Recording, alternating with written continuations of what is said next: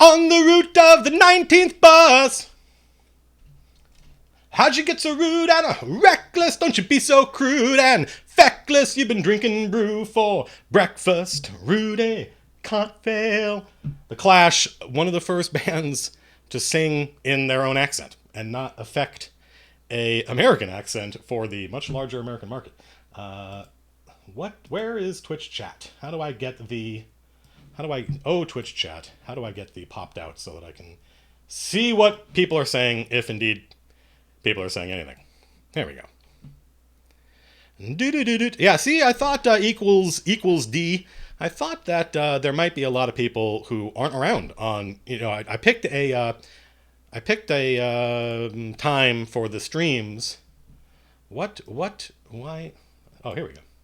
I picked a time for the streams that we do world building on Sunday, 11 a.m. Pacific Standard Time, just because it seemed, I talked to my friend Jess, who streams all the time, and she's like, well, you don't want to do Friday night or Saturday night because people are out, and not me. And you don't want to do, you want to pick a time when the maximum number of time zones can participate, and Sunday at 11 o'clock seemed like the right time. How come you aren't playing D&D? But, how come you aren't playing D&D? Well, little trash panda, what makes you think I'm not? Just because I'm not playing with you, Anna, doesn't mean that we're not playing.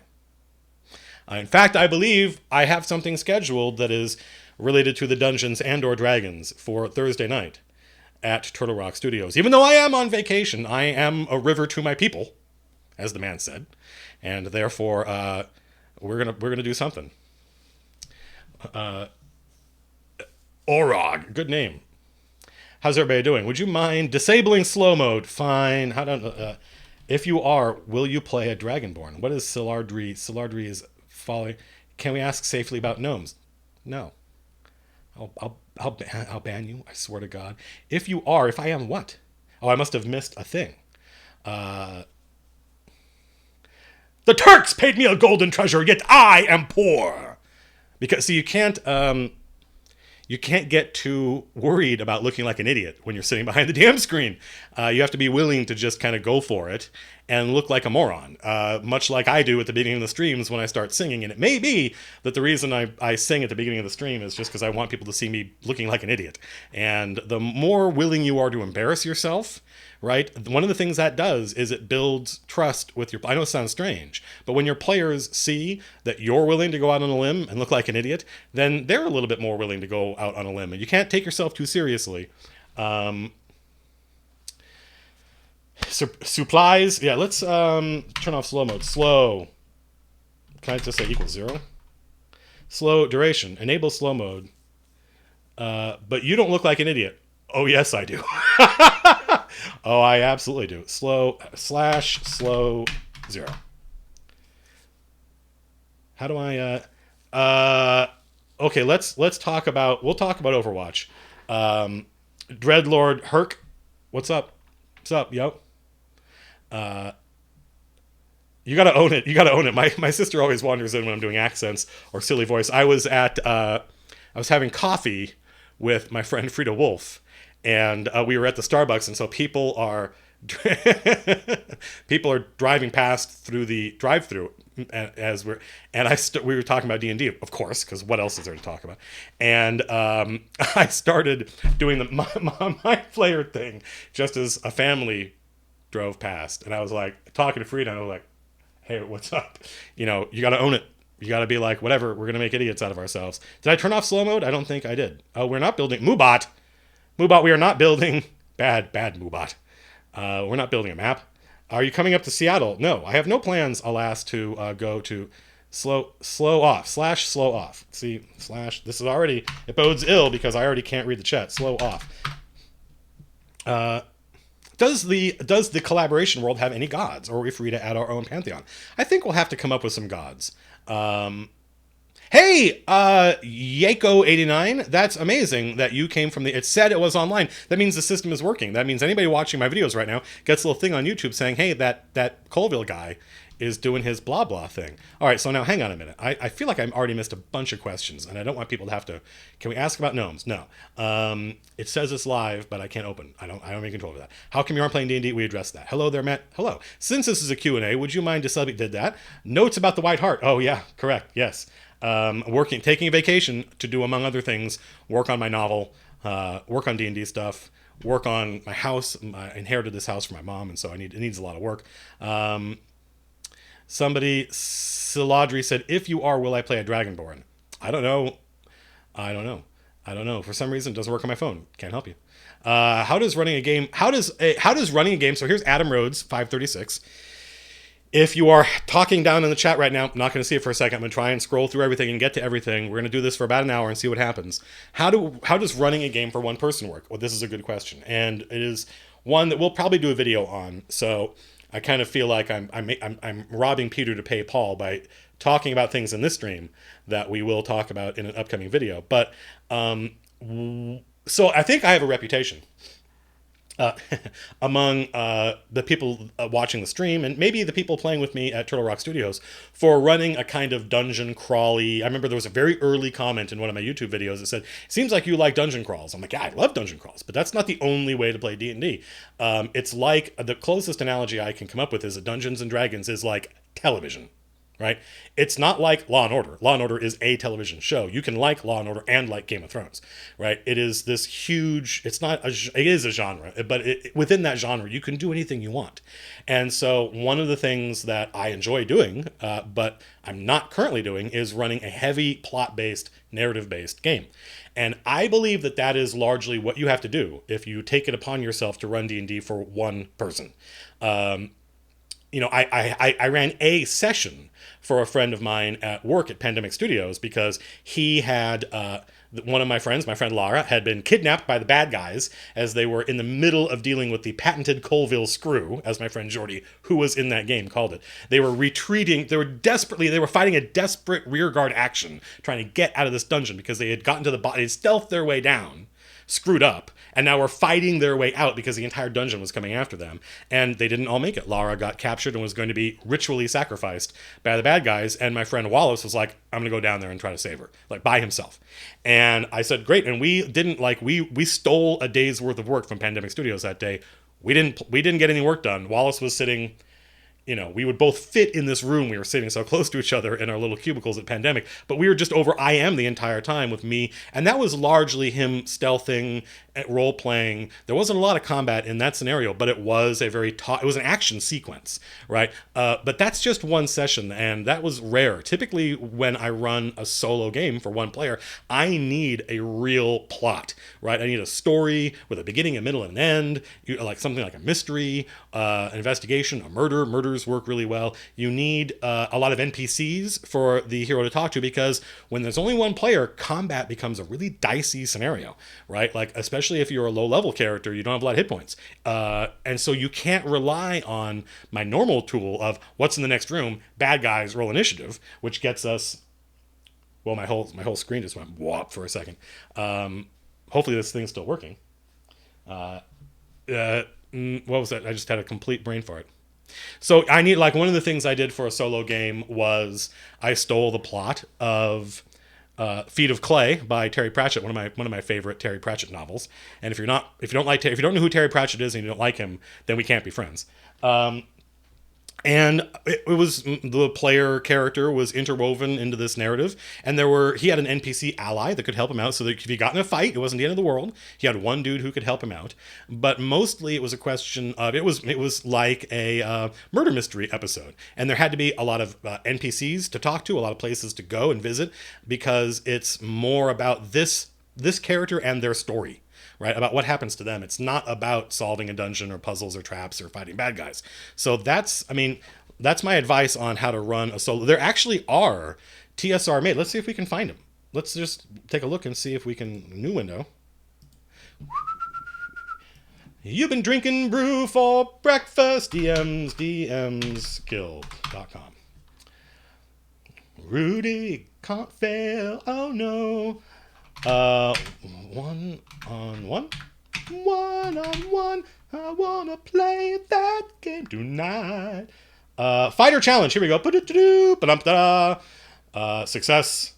So this is HHQ1, which as obviously means Hamburger Hamlet quote, I don't know. But this is the one-on-one adventure that TSR published back in, the first one was the Gem and the Staff, it looks like. And for $5, you get an adventure that is that official. It says from Wizards of the Coast, but obviously it's TSR. Let's take a look at that. Can you see that? Yeah, of course you can. And so they made a bunch of these, and I used one of these for my friend Mark, who was running a druid, and in my Birthright game, one of the most successful games I've run. We played Birthright every week for about 3 years. That was crazy. So that was all. We just talked for like 5 minutes off one question. Let's see. Email says, Matt, streaming. Drop all the things. Special treat Wednesday stream. Yes, I don't think it's that. We're going to get to know each other pretty well over the course of this thing, and you will cease to think that this is a treat or that I'm in any way special. I'm just like everybody else in the stream, just somebody playing D&D. Me trying to turn off slow mode. What up? Can you zoom in on the text so we can get some fighter spoilers? You don't want to spoil. Are you the kind of person, all oogs, who opens their Christmas present early or jumps to the end of the book, end of the mystery novel to find out who did it? It'll be pandemonium. Yes, it will be many demons. How do you deal with spray paint smell? I love spray paint smell. Medwards 10. I love the smell of gasoline, spray paint, and markers. I don't know why. I think there's a gene. I literally think there's a gene for do you like the smell of that or not? And I remember my grandmother loved it. My grandfather hated it, and there was like one of the other got passed down. When you attempt to imitate deep speech, you look like a real idiot. So I'm slowly scrolling down. Somebody asked if I'm coming to Seattle for PAX Prime. No, I don't have any. Although I'm thinking about going to Gen Con, not this year because I missed the hotel. Actually, a friend of mine is the guy who, I don't know if he still does this, but he used to be the guy who runs Gen Con. He's like the executive producer of Gen Con, my friend Owen. And I don't think he still does it anymore. But I have a lot of friends in the tabletop business that I haven't seen in a long time. And I would love to come out and see those guys. But I don't really have any... it would cost me a lot of money. Like when Matt Mercer and Liam and those guys go to a show, the show typically pays for it. They at least get a room, if not a room and a plane flight or something like that. So when you ask, this is the trick. When you ask those guys, hey, are you coming to the show? What you're really asking is, did the show invite you? And if the show didn't invite, then typically I've got a job, right? I've got stuff to do. Apart from D&D, isn't that amazing? I get paid to write. I have the best job in video games. Don't tell anybody, or they will all want one. Are we going to have gods? You know what? Spellslinger 91. I feel like we sort of have to. I don't know if I want to keep doing the stream thing. It's kind of exhausting. I want the world to be done, right? I didn't imagine it was going to be this many streams. But I feel like we need to know a little bit about the gods of this world, right? We have to know about the prehistory. How's my vacation going, G-Mang? Not bad. Let's take a look at how things are going. I'm just going to scroll really. I'm going to scroll to the bottom to see if things are going well. Yeah, things seem to be going well. Somebody asked about one of my favorite monsters. Somebody asked about Roll20. This is going to be a good stream because I have answers on all those things. We're gonna get to all your questions, folks. No, we're not actually, because we're only going to stream for probably about another half an hour. I chose to watch you over Gunpowder Treason and Plot. High praise. I don't know what that is. Is that a podcast? Is that a live stream? But I remember the 5th of November. So let's see. How is my vacation going? There was a convention. Locally, if you live in Southern California, there's a company called Strategicon that puts on a gaming convention on all the big 3-day weekends that people have off. So Memorial Day, Labor Day, and the other one. Arbor Day? President's Day. Arbor Day. And they're great conventions. They're little local conventions, but they're super endearing. And they were my first. I'm sorry, gotta be careful not to touch the otherwise. Earthquake. They were my first conventions back in the 90s when my friends and I went, and we did tournament D&D, which was crazy, but was a lot of fun, and I would do it again. And I ran games. They paid for my hotel room, and I ran games of tournament D&D for the con, and the con kind of fell apart, and these fans, these guys, I think it was Paul Tevis, he's a pro, he's a RPG pro, bought it, and now this new group runs it, and they do a really good job with it. And I was there, and I found this This little these guys had a booth. They were right at the front of the dealer room, and they had this really cool little presentation. And I could kind of immediately tell that these were some young people, young men, and it looked like they were in their 20s who wanted to make a go of it, making stuff for D&D, and I wanted to support them. So kind of sight unseen, I bought it, and you can see it comes in this little plastic thing because it's called Total Party Kill Primer. Volume 2. I bought Volume 1. And there, if you play, there's a great resource. I don't know why they haven't done this for 5th edition.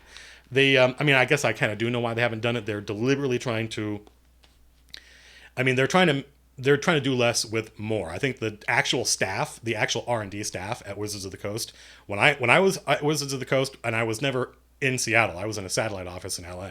I think there were 50 people, not including the 8 or 9 of us in LA, who were also a part of the R&D team, technically part of RPG R&D. There were like 50 people there, including guys like Kim Mohan, who had been there. I got to meet Kim Mohan. That guy's been working at TSR since the 70s, early 80s. And they were huge. And I think now there's literally like 5 guys. So they don't do anywhere near as much. They don't, the volume of stuff, but I think their tactic is working. We're on a tangent of a tangent. We'll get back to it.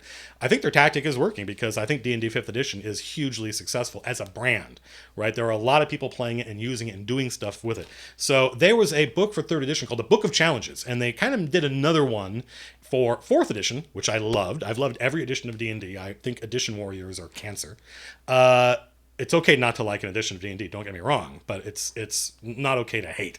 It is okay to hate. There are things in the world it's okay to hate. D&D is not one of them. They had the Book of Challenges for 3rd edition and Dungeon Delve for 4th edition, which is these great, there were little encounters, 3 pages, and it was so useful as a dungeon master, especially if your players are just if your players go off the script and they want to go. We used to say, my friend Brad used to say, when we would just go off the rails and go somewhere where there wasn't content, he goes, all right, you hit the big giant blank white wall with a label on it saying the DM has not prepared this part yet, which was sort of reference to that's going gray because it's my. Am I doing anything weird with I'm not doing anything, am I? No, I'm not. No, why would my internet be acting up? So yeah, Book of Challenges, Dungeon Delve were these fantastic products, which you can probably still get on the DMs Guild, which has all the DMs Guild is not just, it's everything WotC has scanned. And so it's, 40 years of Dungeons and Dragons is online in the DMs Guild in PDF form. So I'm 90% sure you can get them on there. And they're great for when your players are like, we don't want to do what you had prepared. We want to go over here. And you're like, oh my God, what do I do? Well, you grab one of these encounters and you just skin it and give it some narrative, which is often fun. I like, as you can probably tell from my stream, I like being inspired. And that's what this is. It's we got there. How was your vacation? I went to a con. I bought one of these. We got there. See, I'm getting better at this whole the blah blah thing. Everybody stand by because I think I'll be pretty impressed with what's in this thing. I don't remember how much it was. I think maybe like $20, which if I'm right is a steal. It's like Christmas. What are we gonna get in this thing? Or my god, dungeon. Hang on. All right, fine. We'll do it one at a time. It doesn't all want to come out. Softly, softly, catchy monkey. So this is the 3 encounters. Looks like it's 3 encounters, and you can tell that there's a little battle mat in here, and the Siege of Nidhaven, which I don't know stand by, which I don't know anything about. But there's 3 encounters in here with a little history for each one of them. And then you get these really cool... Nobody go anywhere. Stand by. My crotch is full of little mans. You'd be surprised at how often I say that. Let's see. I'm not well disposed here to be... Okay, so... Woo! Can you guys see this?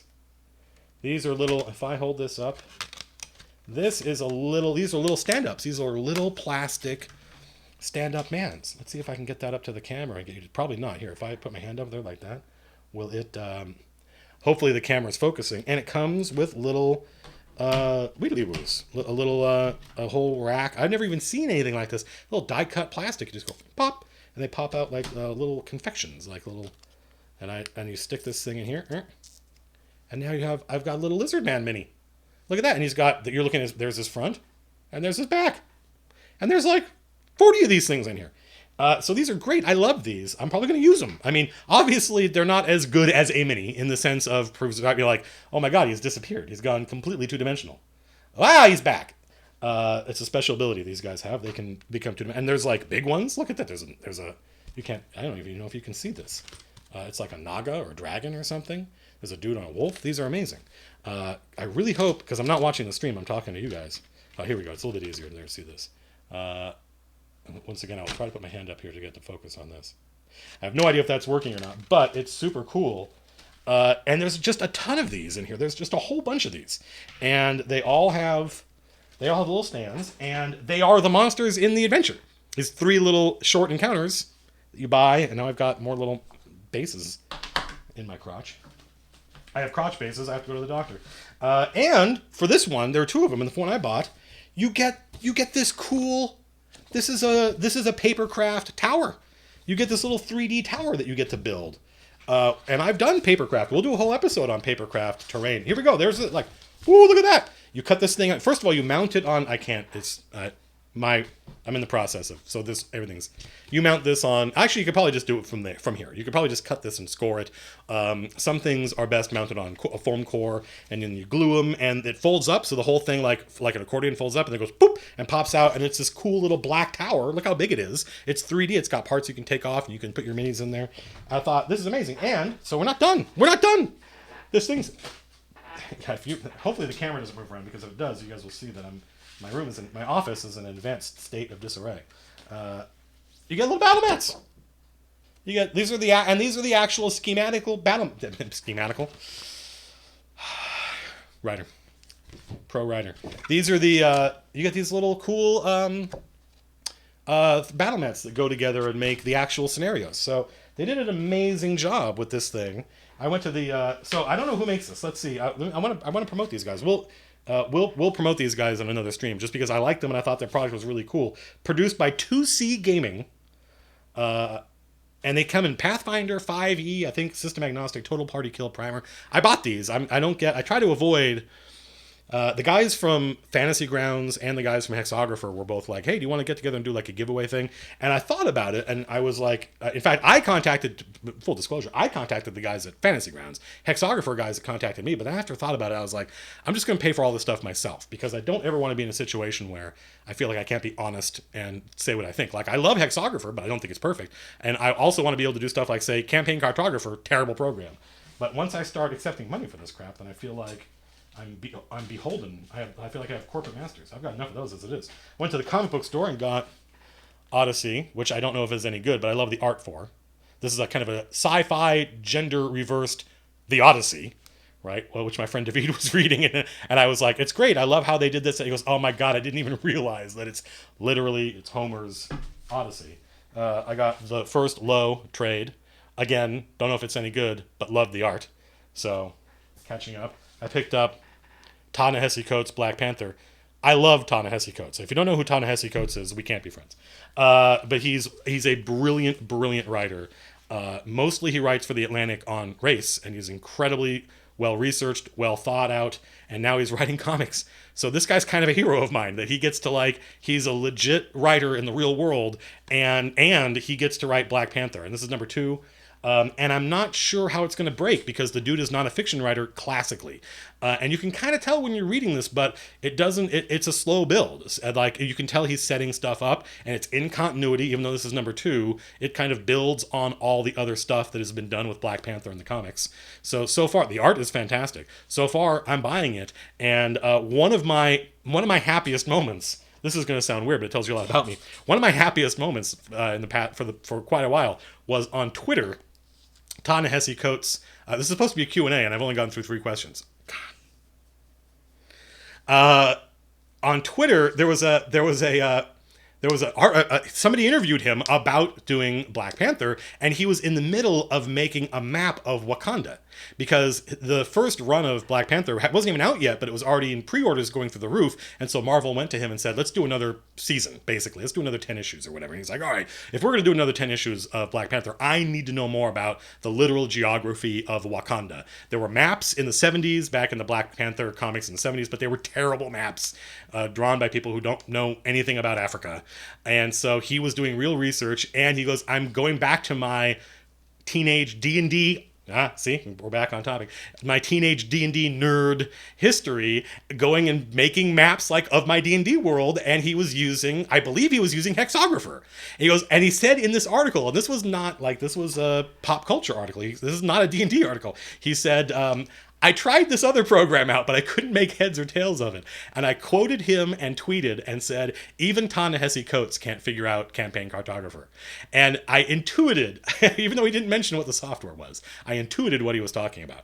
And and he replied. He replied to me. Ta-Nehisi Coates replied to me on Twitter, which was amazing. And he's like, does anyone know how to use this thing? And I was like, yeah, but it takes a long time to figure that software out. I'm not sure it's worth it. Most of my friends who are artists just give up and just use Photoshop because they're artists, right? Campaign Cartographer is a very powerful program, but it helps to have a lot of free time and to be an artist. I also picked up the trade collection of Brian K. Vaughan's The Private Eye, which I was reading issue by issue, but they have this distribution method that they're using that's like you have to go to this web. It's not on Comixology. It was a digital comic until now.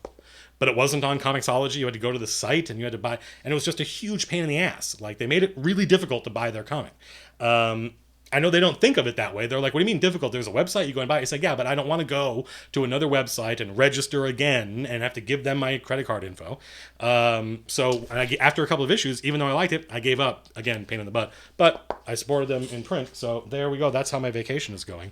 I am an American. Therefore, I express affection and happiness by purchasing things. Let's see. So was there another question or are we done? We did DMing for one person. I have been having issues making some encounters in 5e more challenging via the stat blocks in the books beyond merely adding hit points. What tips would you advise beyond adding hit points? Master True asks, how do I make this bad guy, I really is what he's saying, more interesting beyond just adding hit points? And I will say, I will answer Leslie wise, go steal abilities from other monsters. Like, just if you're looking at a bugbear, right, go flip around in the pages before and after bugbear and see what's around there. Like, here's a sea hag. What can a sea hag do? Here's a cool ability a sea hag has. I'm going to give this cool ability of the sea hag to this bugbear and call him a bugbear shaman. Right, or give him some other, right? It doesn't have to be exactly and then you look at the stats and it's like, a sea hag is, whatever, plus 11 to hit. And you go, okay, well, that's ridiculous. It's still just a bugbear. So I'm going to give him a new ability, but I'm just going to use the bugbear's other attack stats and sub them in. So it's not, that's all you got to do. Like, there's nothing that says that this, for one thing, I give all my bad guys max hit points. Right? Just because the bad guys need some advantage to counter first of all, consider that if you're running Dungeons and Dragons, you're outnumbered, right? There's one of you and there's one of you and there's 4 or 5 of them players. And so they've got 5 or 6 brains, if they're lucky, all working together trying to thwart you. And so you need some advantage. But also, I like giving my players magic items. I just like doing it. Somebody asked, here's a Q&A thing. Somebody asked about running for kids, little kids, 7, 8, 9, I think they were saying 9, 10, 11. And my answer was give them XP and give them magic items, because little kids aren't super interested. At least, I don't know, maybe if you're young enough, maybe you really are interested in the story, I think. But you definitely go through a period when you're like 12 or 13 where you just want to level up and get magic items. And if they get cool stuff and they level up, they'll be like, wow, that was awesome, and they'll want to play again. So I give my players lots of magic items, not because they're children, but just because it's one of the things I enjoy doing, and it's one of the things that makes D&D fun. And since they've got all these cool magic items, and 5th edition is, I think, wrongly supposed to be low magic. I think it was a bad design decision. The customer's not always right. But it's easy to ramp it up. I give them max hit points and I steal abilities from other bad guys that do it all the time. No banned words allowed. Why did you choose to collapse your campaigns instead of doing them in alternate weeks? Well, G-Mang, there were 2 groups of players at Turtle Rock Studios. There was the Tuesday night group and the Thursday night group. And the Tuesday night group was first, and there were 6 players in it. And there were just a whole lot of people at Turtle Rock that wanted to play. Some of them were very insistent. And some of them I really wanted to run for, like my friend Phil, who was one of the owners of Turtle Rock Studios, but who is the same age as I am, and we come from the same gaming tradition. But he owns a company and has a family, and felt like he couldn't play. And I'm like, dude, if you can come up with like one night a week, I will run D&D for you, because I wanted him to have, I want him, my friend TJ, the same thing. One of those things, we're the same age and played D&D when they were teenagers, but haven't played since. And I'm like, dude, it's better now. D&D is better now than it was when we were teenagers. Let's get, so I started a second group, and I thought I could run 2 groups, and I probably could have if it wasn't for this thing. Right, you can't see, but I'm pointing at my camera, which is standing in, is symbolic for YouTube. I started the YouTube thing for a lot of reasons, and that has taken up all the time I would have devoted to running. I didn't want to alternate.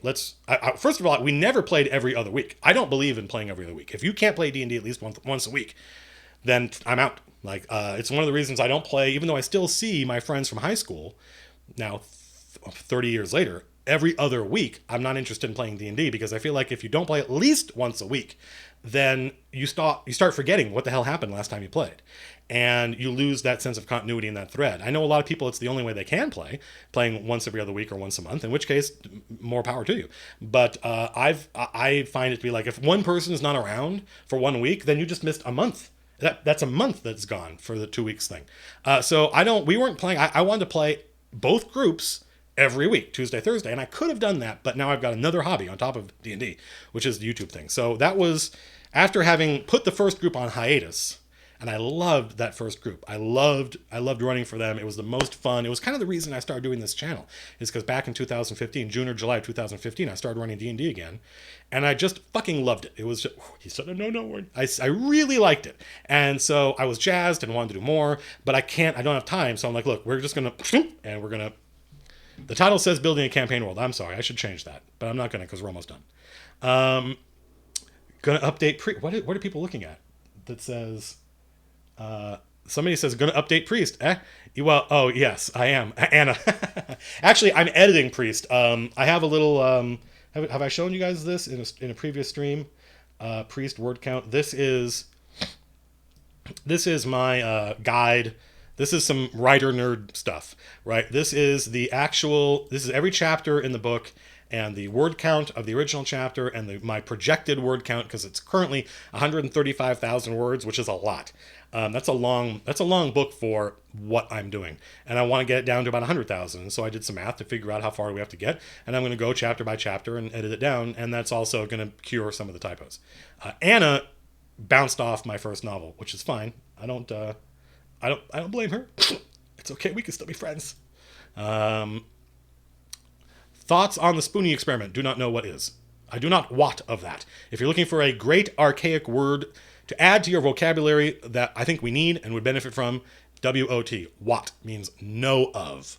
And shorter than know of, it's only 3 letters, and it's not 2 words. I do not wot of the Spoonie experiment. Will you talk about how you hand out XP? How fast? XP, I usually, there's not a right answer to this, and I've done it lots of different ways. In fact, when I ran Champions, which is a superhero RPG, I ran it for, we played for several years, and we just, I don't think I ever handed out XP. I typically don't hand out XP until the end of I break an adventure down into little subsections, and at the end of every subsection I will award XP. So I don't do it at the end of every encounter. That's ridiculous. I often don't do it at the end of every night. I usually do it at every natural stopping point within the adventure. Certainly at the end of every adventure. But the XP awarding also I could do it at the end of every night. And there are times when I just want the players to know how much XP they got because it was a lot, or they just went through something epic, in which case I'll do some math and award the XP. But I don't let them level up until they get back to town, right? I don't think leveling up in the middle of the dungeon is realistic. That's mostly just tradition on my part. You could absolutely... How do you balance custom magic items? Balance? What's that? That sounds like something gymnasts do. Matt is not a gymnast. Matt does not balance. How do you feel about horror campaigns? Trying to give my players and Curse of Strahd some cool magic items, since our Paladin, I think I put the emphasis on the wrong syllable, is the only one who can use the main ones that are included in the campaign. Cool magic items for a monk and wild-shaped druid? Do not know. Here's what I would do if I wanted to come up with monk or wild-shaped druid magic items. I would have to go online and look it up. I would have to go look for the character optimization boards, if they still have those. I know that the WotC boards don't exist anymore, but I would just go look for character optimization monk and see what people online. I feel like it's kind of silly that we don't have a great database of characters. Like if I want an 8th level monk NPC, why do I have to make one from scratch? Why aren't there lots of them online and I can vote on them and I can say, here, I'll grab this one and see like what are the best magic items people have given. I don't know.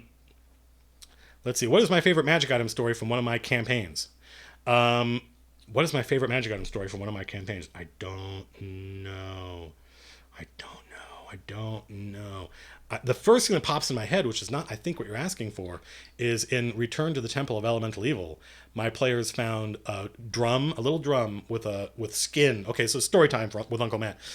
They found a drum with human skin as the membrane. They found a candle made out of human fat. So this is bad. Whatever this is, it's bad. And they found a bell. And they're like, what are, and then they found an altar. They found this altar deep in the dungeon. And they're like, what is this thing? Could you please embiggen your chat box text? Okay, it's only been about 40 minutes since somebody asked. Let's do. Here we go. Stop. And, stop. How do you feel about using Lego minifigs as minis? I feel great about it. We used to use M&Ms, so that sounds amazing. So I just asked, so the players are like, they were divided. One player, my friend Dave, whom I can always, with Dave, I know, I've known him so long and so well that I know how to push his buttons or pull his levers. Is probably a better way of looking at it. I know how to pull his levers and get him to, and so everyone else is like, let's not, and he's like, no, we gotta, what if this summons something that we have to defeat? He was playing a paladin, I think. He goes, we can't just leave this thing here. And I was like, and I would say probably, probably a lot of XP. Like whatever you do, if you ring the bell and beat on the drum and light the candle, whatever happens, man, you probably get a lot of XP. Probably level up if you did it, probably. Maybe get some magic items. Maybe there's something in this altar. And he was like, oh, if there's something in the altar, I want it. And there was like, Dave, what are you doing? Do not ring the bell, light the candle, beat on the drum. And he's like, but it's here. What's it doing in this dungeon? If not for, we need to know. Like, if it's bad guys trying to enact a ritual, I want to know. Let's summon whatever it is and kill it. And they're like, Dave, you're insane. And he's like, I'm going to do it. I'm doing it. He goes, I'm going to ring. And so on the altar, he rings the bell, lights the candle, and beats on the drum. And the altar goes from being a stone altar with all these awful carvings in it. It becomes like translucent. And there's like a giant eyeball that swivels around and looks at him. And he has to make a saving throw. And he failed his saving throw. And he went insane. And his character was literally insane for the rest of that adventure until they got him back to town. So every time they would ask Dave what he would want to do, he'd be like, and they're like, all right. Don't ask him. That's not exactly the kind of answer you're looking for, but that they were magic items. Could you embiggen your chat box? We did that. I love that the patented Colville screw. Yeah, that's my friend Jordy's term for it. How could I introduce or coax my wife into trying to play D&D? Critical Role. I think Critical Role is the best ambassador for D&D. If she watches that and doesn't like it, then it may. I mean, mind you, Critical Role is just one type of D&D game, so it's entirely possible that I have my friend Jim, who's been married for years, and his only now, and it's because watching my videos, is she like, that sounds fun, I want to do that. And Jim's like, well, let's play. So I think probably the best way to do it is just get her watching something online that she can go and is like, wow, is that D&D? I want to do that. That seems like fun. Let's see. Terry Pratchett, yes. How would one go about actually patenting the Colville screw? I don't know. It's a good question. What is your opinion on focusing on pure crowd control buffs, debuffs, i.e. avoiding... That sounds good to me. Snapoo wow! I have no... Like, if you want to make a spellcaster that's just... That was, in fact, in 4th edition.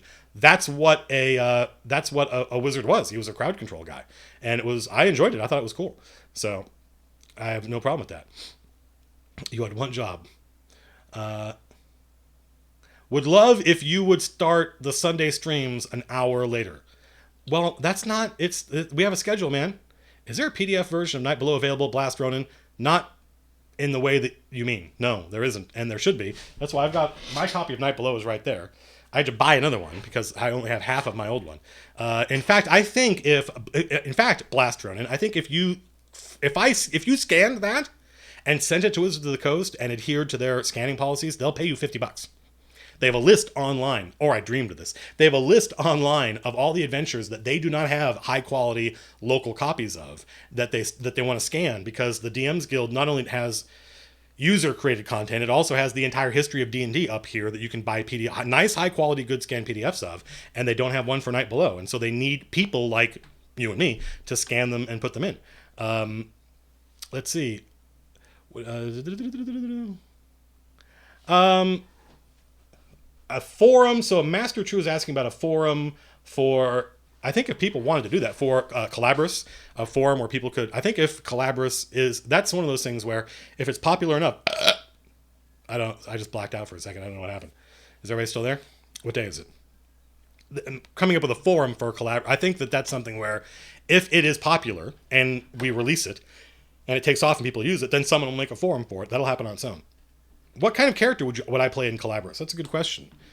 I might play an elf. I think playing a high elf in that setting, a member of the Willow Court, someone who's looking for revenge, like a rebel within who's rebelling against the Duke.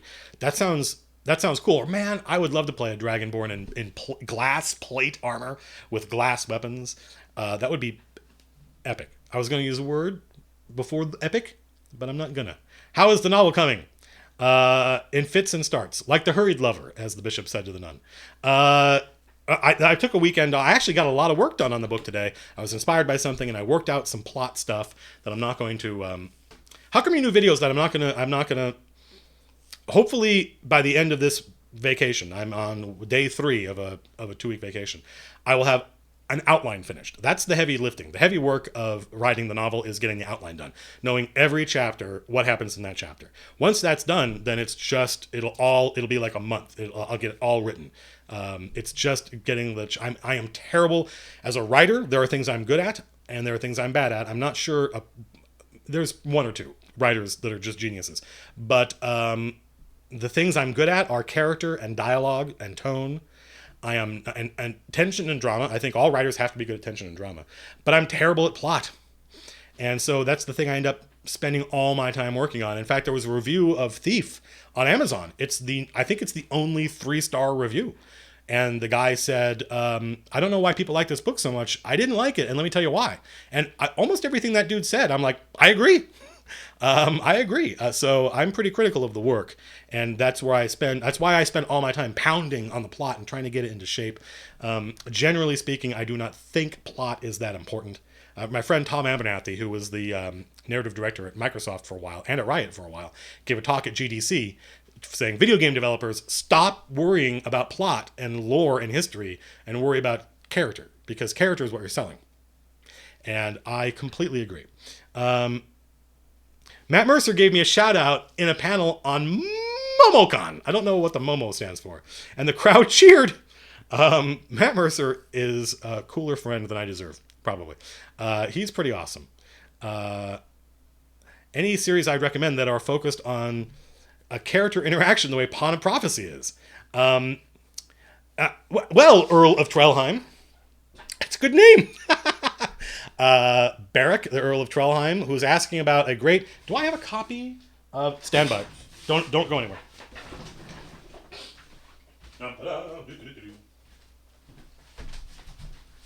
So this is a book that I grew up with. I think in this day and age it would be called... Pawn of Prophecy by David Eddings. I think in this day and age it would be called Young Adult. But I still read it every couple of years, and I love it. It is so classic. And I think a book like this would completely tank in this day and age, because we tend to, everything skews older and we want things to be more violent and more realistic. And this is not. This is literally, because the author talked about it in an interview, modeled after kind of like 14th century Christian morality plays. Like, everybody ends up married and happy, and they have all these virtues, and the bad guys are obviously bad. And it's simple, but I love it. So is there anything like it? I can very strongly recommend to everybody reading this, if you want to know anything about me as a person, go read The Once and Future King by T.H. White. That first book, which is what they based The Sword and the Stone on, and Camelot, the musical, on, nothing that's been derived from it is as good as it. That first book with Merlin and young Arthur the Wart there's nothing like it. It is so, it's one of the things that this is a ripoff of. So absolutely. So I gotta scroll up. Are there any other systems I enjoy or play? I don't know of any RPG that I play that I wouldn't play again, if that makes sense. He sniffs markers during our D&D campaign all the time. I do, in fact, yeah. Opinion on extraplanar adventures and campaigns. Love them. Did you bid on that link I sent me about the Dungeons and Dragons on Shop Goodwill? No, I didn't. Only because I've got so much D&D stuff. Although it was really cool, there was a lot of really neat stuff on there. What are my favorite monsters? Well, I think you know if you watch my stream. I love the Slod. They're one of my favorite monsters. Bugbears are kind of my totem animal because I look like one. How do I feel about campaigns entirely dedicated to horror? Well, I've played I played a Call of Cthulhu game with my late lamented friend Steve. That was a lot of fun.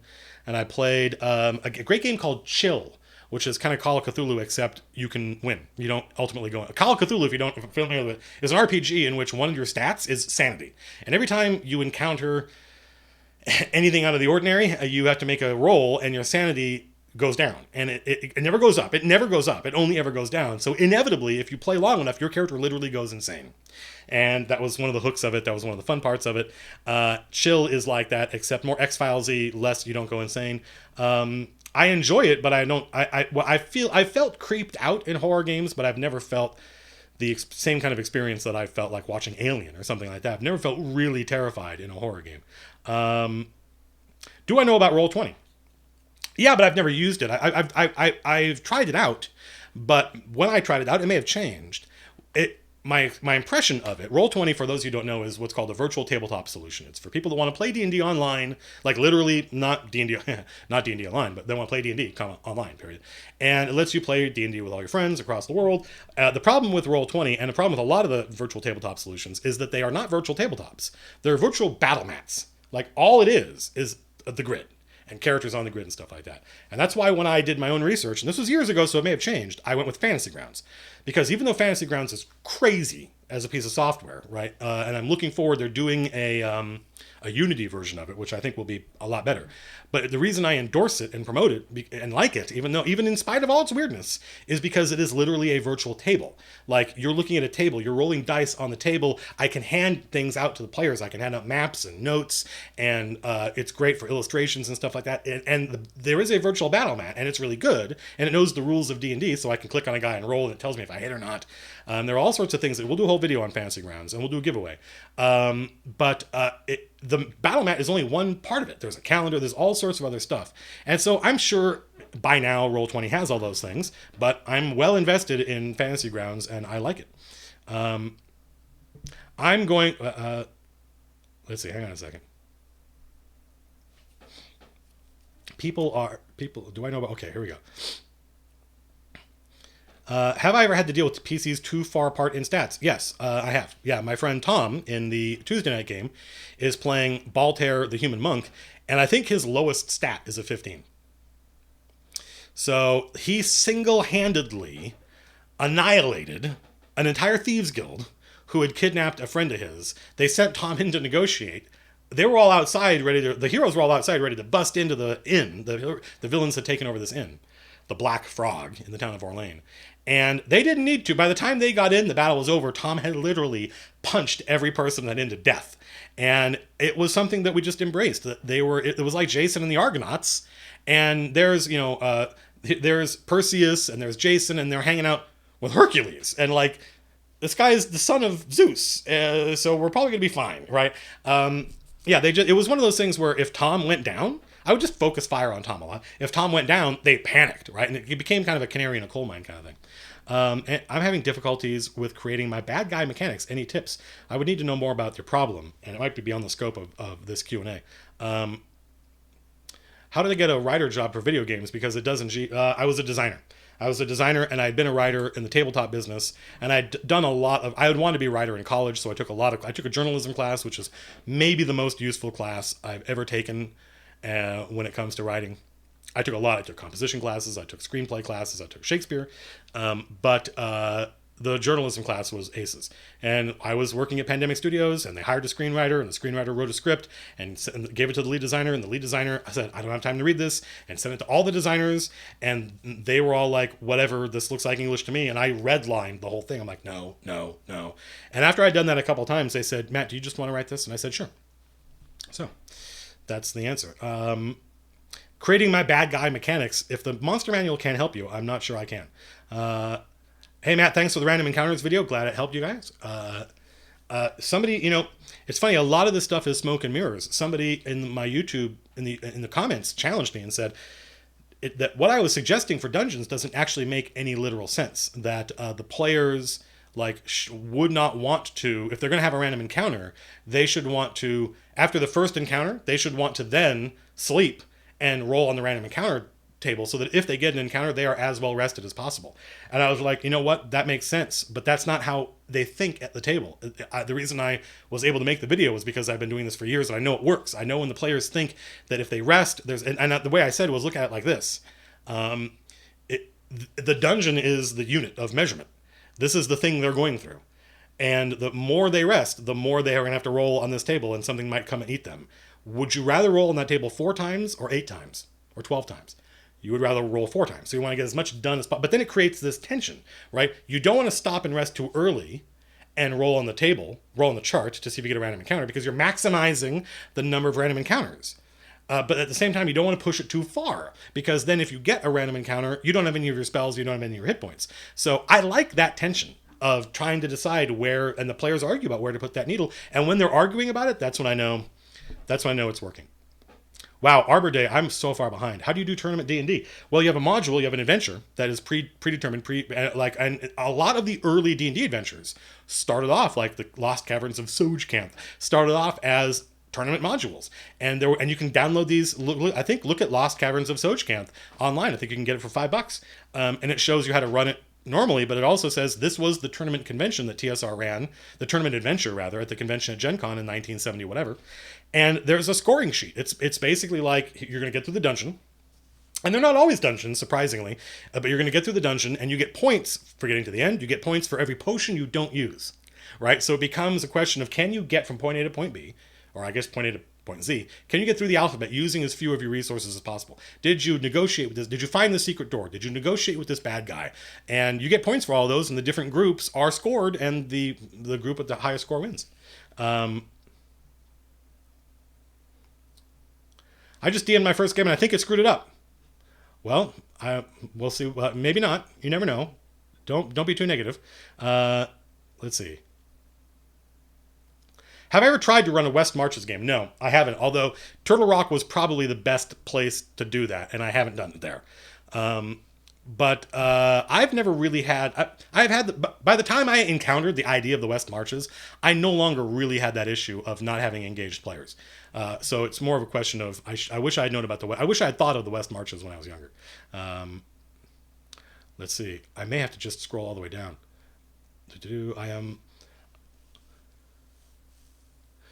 Well, you know what? If your wife is, look, how do I get my wife, significant other, boyfriend, mom to play friends to play this game?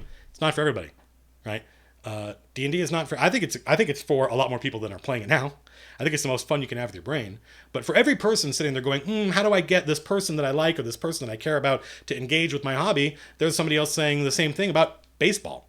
Right? Well, we know it's not a question. Not everybody likes baseball. That's okay. It has to be okay. It has to be okay that we like different things. Softly, softly, catchy monkey. Yes. Wow, I'm so far behind. God, you people. All right. I'm just going to scroll down to the bottom because God knows what's happened. I fear for the chat. Any suggestion or tips for using Microscope for session 0? I think I will do that. I think we'll do that at some point. So maybe after Calabrus is done, we'll do another one. We'll do another region. Right now we're working on the Spinelands, which is one part of Calabrus. When we do another region of Calabrus, which I don't know when will happen, I'm not saying we're going to go immediately from one to the other. I think we'll use Microscope, and I'll show people how Ben Robbins' thing works, because I think it's super cool.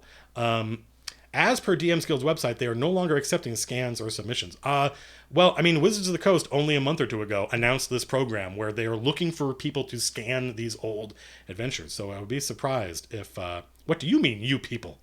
But maybe they did. Maybe they gave up. I don't know. Basic version of Fantasy Grounds is like $4 a month. Yep.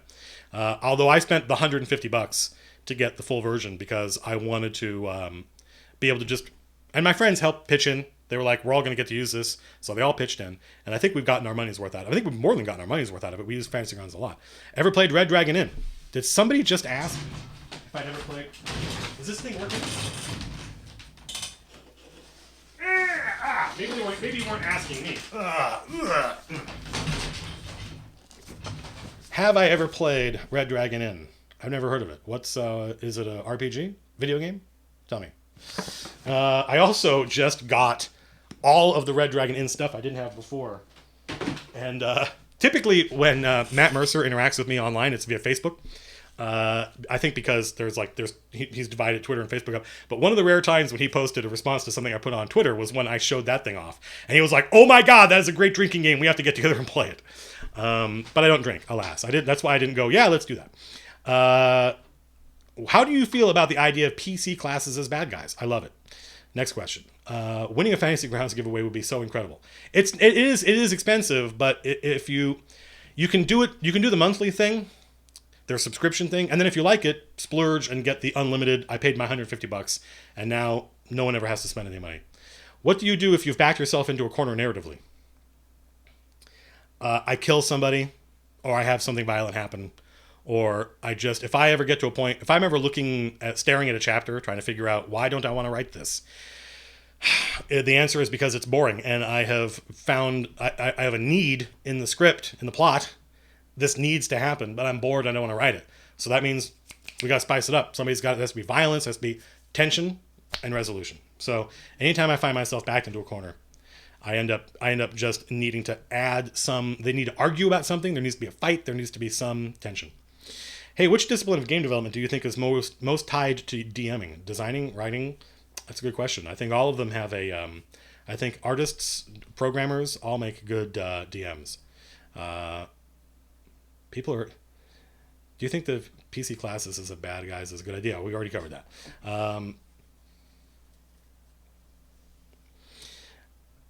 See, I think we're, I don't know how many people in the chat, but it looks like I'm catching up. So we may be close to being done, which I said I only wanted to do about an hour, which is fantastic because I think we actually did a really good job. Desert of Desolation is a good adventure if you like lots of guys trying to kill you and not much treasure. So it looks like we are... Oh, no. Has anyone played Dread? I don't even know what that is.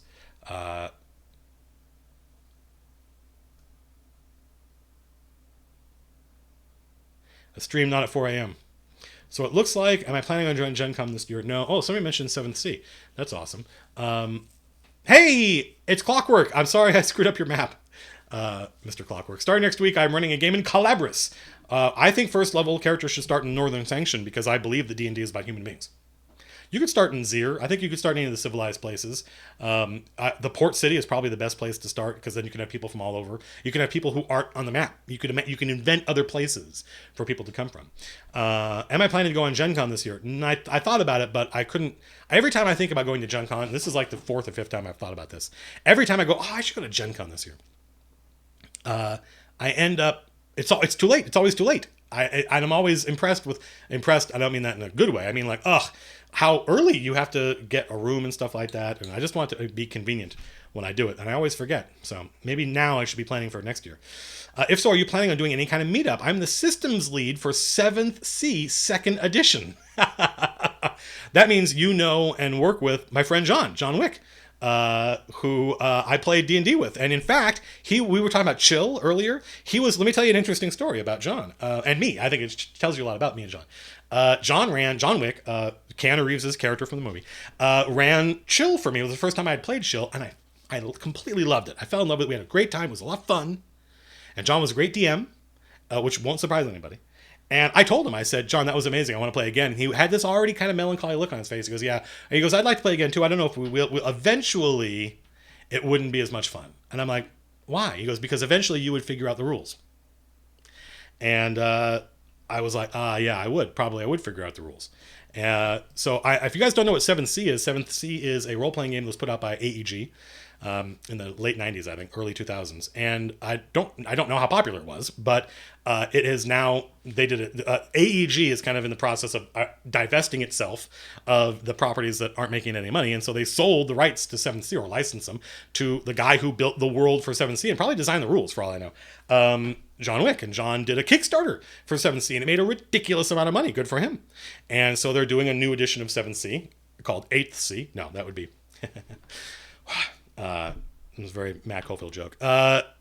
And so that's super cool. And so if you are interested in swashbuckling high seas adventure, if you like Errol Flynn or the Captain Blood or like Master and Commander, or any of the, or like the Count of Monte Cristo or the Three Musketeers, right? Go check out Seventh Sea. Um, so let's see. I have. Does he really black out whenever he burps? I don't burp. God. What three movies are must see for DMs? Well, I don't know if I can come up with three. Okay, I can come up with two. The 13th Warrior, because I think the 13th Warrior is what a lot of players wish their D&D game was. Right? Some investigation, there's a mystery, there's an interesting reveal at the end, and just when they think that they have overcome overwhelming odds and just barely eked out victory, they discover that things are much worse than they thought, and there's even a more overwhelming, right? So yeah, 13th Warrior, and then Star Trek II: The Wrath of Khan, because I think like I get really frustrated when I have players that just accept the things I tell them. I need players who take the conditions that I put in front of them and challenge the conditions, right? Change the conditions of the test. I don't think people notice how much is going on in that movie, Star Trek II. I think it deserves more acclaim. The Kobayashi Maru test is an allegory that plays out through that whole thing. And that classic quote from Kirk, right, where he's going, "Gone!" That is, people make fun of that because they see it as William Shatner overacting, but he's not overacting. That is not, in fact, when you see Captain Kirk doing that, that is Kirk acting. I don't think most people know that when they watch the movie, that when Kirk is shouting at Khan because Khan is marooning him, "I will leave you as you left her, as you left us, stranded, buried alive," right? He thinks he's marooning Kirk on this planet, and Kirk has to play it up. He has to trick Khan into believing that he has been marooned on this planet. And that's why he shouts at him, "Khan!" But it's all a ruse. He, in that moment, and for that entire scene, and well before that, he and Spock have been planning this long gambit that it's a trick. They don't. It's going to take 12 days. No, not 12 days. It's going to take 12 hours, right? So 12 hours later, the Enterprise is back online and they're back in the chase. But they can't let Khan know that because Khan is intercepting their signals. So that's go watch Star Trek 2. Excuse me. Oh, and then somebody just mentioned the Kobayashi Maru test. So I think we are caught up. I think I just saw a question. No. What was your... Sorry. I apologize. I've done so many different kinds. I feel like we've gotten... Doesn't Care to Look Up exists? It would be nice if it did.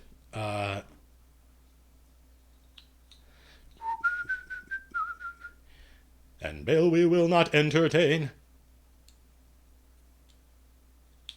How would you create a visually impaired character? I'm legally blind in real life. I don't know. I haven't thought about it. So I want my character to have a visual impairment. Well, how... yeah, that's a good question. I think... I don't know. Like, there are rules for being blind in D&D, but I don't think that would be fun. Right? If you're blind in real life, don't you play D&D to have something of the fantasy? You want to be more like Daredevil, wouldn't you? Like being blind but still be a hero. So I think that you'd have to come up with something, maybe being a spellcaster or like Zatoichi. If you haven't seen Zatoichi, I very strongly recommend it. It's kind of the archetype for Daredevil, and there was a Zatoichi remake. It was kind of a serialized Japanese movie, a movie serial, but then they did a reboot with a lot. They spent a lot of money on it. They got Takeshi Kitano, who is one of the greatest directors that's ever lived, and it's brilliant to play Zatoichi. It's great, and so I don't know. Like, I would have to probably come up with some way to compensate for the blindness because you want to be an adventurer, right? You want to be able to use a sword. Like in real life, I don't know how. I would. There's a lot you can do. You can lead a fulfilling life, but could you join the military and be a sniper? And D&D is running around shooting people with bows, and so you would need something. I think you'd have to come up with something. I could be completely off base there. How do you make your players pay attention? I put things in front of them that engage them, and if it doesn't work, then we stop playing. If they're not paying attention, then maybe maybe it wasn't meant to me. And I've had players that were. I had a friend of mine who would fall asleep every time we played, and so we don't play anymore. Failing 666 says, "Hi Matt, hi." So are we? God, do I feel that 50 feet of flying for an the flying thing is balanced? I have no idea. 50 feet seems like a lot. Will I automatically get a version 2 update to Priest? I don't know. Maybe. I have to figure out how that works. Do Aarakocras get 50 feet of flying? That does seem kind of crazy. Do they have some kind of are they offset in some way? I don't know. I wouldn't say. I wouldn't say if. It does seem crazy. Like flying is something that I don't think players should have access to at low levels, except for short bursts, like 50 feet of flying, and then you have to, on a recharge or something like that, recharge 5 or 6. Priest is great, having a hard time getting into Thief because of the jarring character change. Yeah, I know. I feel you. But I meant Priest to be like a prequel. Would you consider a one-shot game run by yourself as a giveaway? I don't know. I feel like Master True. I feel like the success or failure of any game, of any D&D game, is alchemical, right? You can't engineer it. You can't predict it. You think that if the 5 or 6 of us get together, maybe we'll have fun. But then you do it, and then you go, oh, it's like putting a band together, right? Maybe we'll be able to make good music and we'll gel. Maybe not. And I feel like just saying, hey, I'm going to run a game for 4 or 5 random people online, the odds that we would have fun, it seems to me very low, right? What are the odds that the 5 random people that end up in Fantasy Grounds with me gel? They seem impossibly low. So maybe there's something I'm missing. Maybe I just haven't thought about it in the right way. Maybe that's not the point. Maybe the point is people want to play D&D with Matt, which would be weird. Shouldn't we all have fun together? But I don't know. Stumbled on my YouTube channel thanks to Matt Mercer. Matt is awesome and has on more than one occasion promoted me. And I hope to someday return the favor, although Critical Role is way more popular than any of the stuff I've ever done. Let's see. Brian of Monte Cristo, let us prove you wrong. Yeah, I know what you're saying. You're saying a challenge accepted. We'll see. I have not heard of the Firestaff series. I apologize. Have I ever given out gold pressed platinum? Negative. Although I did. I guess the answer is yes. I have, because I've run Star Trek on more than one occasion, because I worked on 2 different versions of the Star Trek RPG, both of which won, I think, best RPG of the year they came out. Could it be possible to make Braille D20s? I believe there are Braille D20s, by the way. Ever played or run an Eastern-inspired campaign? I played Legend of the Five Rings with John Wick. And that was as Eastern inspired as it gets, and that was pretty interesting. What do I think is the sweet spot? Raisin Girl, hello, Raisin Girl. What do I think is the sweet spot for group size? I think that is very much down to taste. I know people that feel like 5 players is too many. I know people that they play with, because I think when you're starting out, especially when you're young, you maybe don't know that many people who want to play, so there's only 2 or 3 of you in the group total. A DM and 1 or 2 or 3 players. And then if that's what you're used to, and suddenly you're exposed to 5 or 6 people, you're like, oh my God, this is a lot. For me, I like 5 or 6 players. I like big groups. I like camaraderie. I like the interactions that you get when you get the whole. My favorite movies, with the one exception, are all movies about camaraderie, right? The 13th Warrior, Buckaroo Banzai, Star Trek 2, Star Trek 1, are all movies about getting the group together. The Magnificent Seven are all movies by getting the group together in a big group, and I like that. And it also affords me the opportunity to challenge them more and throw nastier stuff at them earlier, because there are more of them. So for me, I like 5 or 6. Now, the problem there is that once you get to 7, it's a huge drop-off. 6 is not, even though I like 6, it's problematic. It's a lot of people. It used to be if you wanted to use a computer, you didn't have a computer. You had a keyboard and a monitor, and that was it. You had a keyboard and a monitor. That was it. You had a keyboard and a monitor. You didn't have a computer. You had a wire, and everyone else had a keyboard and a monitor and a wire, and they all went to this big, huge mainframe that might even be in another building. And you had to wait for that computer to get to you and say, okay, now I'm going to give you some processing power. What would you like to do with it? And you would type in your thing and go, okay, I'm going to run that. I'll get back to you. Boom. and they called that the prompt, right? You would get the prompt, and then you could use timeshare computing in the 70s. You would get the prompt, and then you could use the mainframe for a little while, and then you would lose the prompt.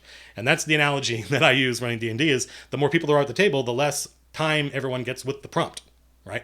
The less time everybody gets with me. And there's a huge drop off when you go from 6 players, which is not, I don't think 5 or 6 is not bad if they're all of a kind. But as soon as you add that 7th player, boom, you fall off a cliff. Let's see. Has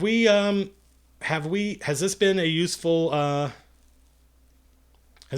stream? What do you guys think? Have we covered cool stuff? Have we talked about neat stuff?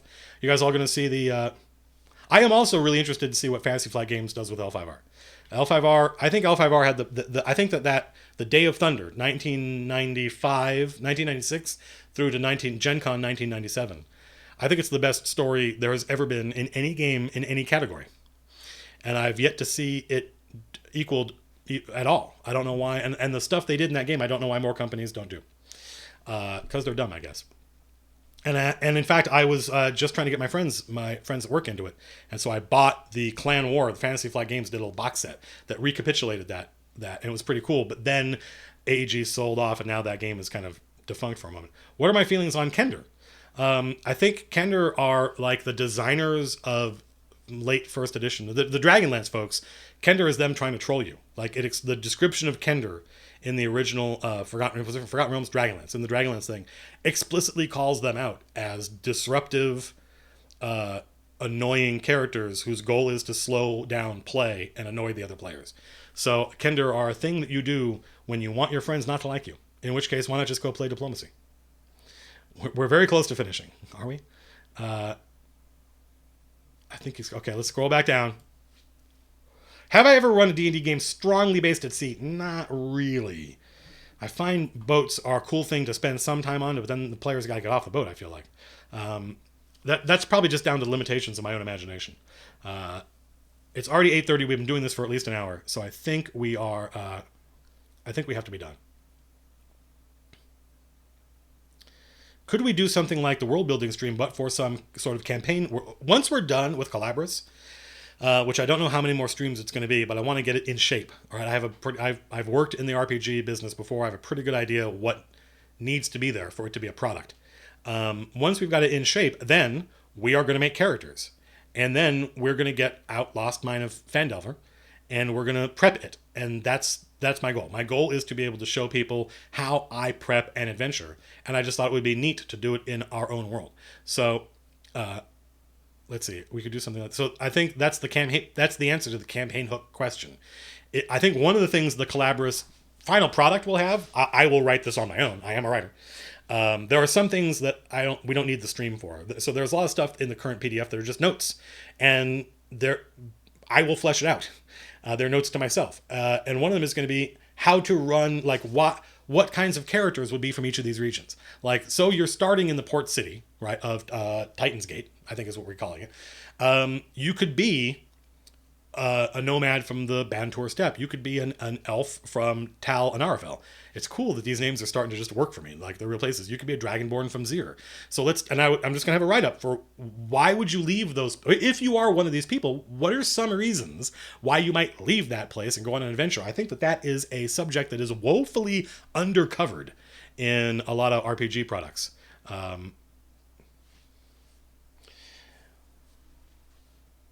Let's see. Are we done?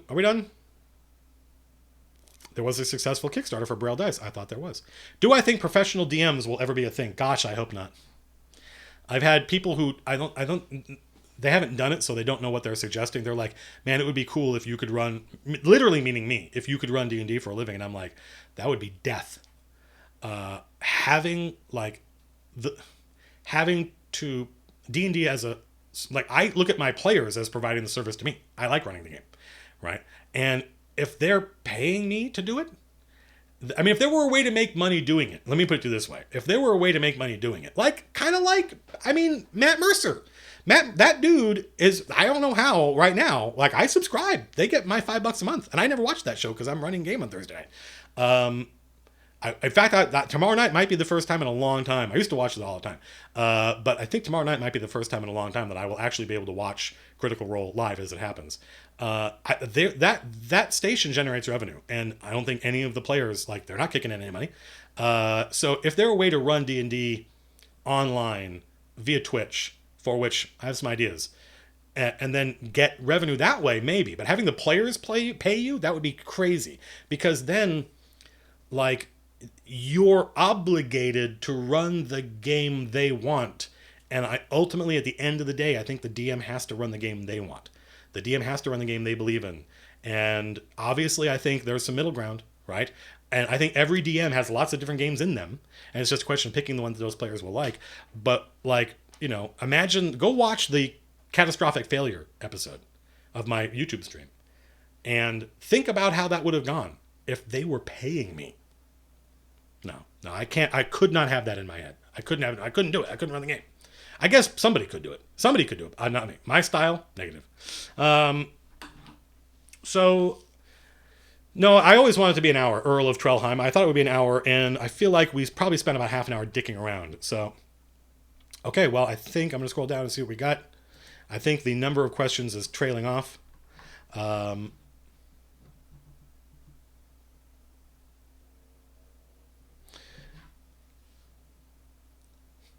I have a close friend who runs a campaign, but there is a problem. He's terrible at it. How do I bring my criticism to him constructively and without hurting his feelings? I apologize for sounding more egomaniacal than I normally do, but I have had people who were in this situation tell me that they just sent them links to my videos. But ultimately, Furious Dan, my answer is you run a game. If you're not getting the D&D you want, it's not that DM's fault. It's somebody else's fault because they're not running. It's once again, we're talking about putting little shoes on insects. It behooves us each to run the game. Like, ultimately the only way D&D works is if everyone within reason eventually gets their turn behind the screen and is in the barrel. And I know that's not our culture anymore. The culture is we are segregated into players and dungeon masters, but it should not be that way. Even if you're not very good at it, you should get behind the screen every once in a while.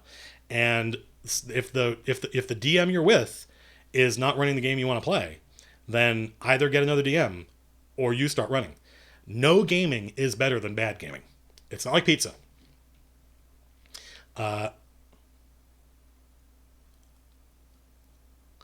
What is my favorite color dragon to use? Black, and you will find out why.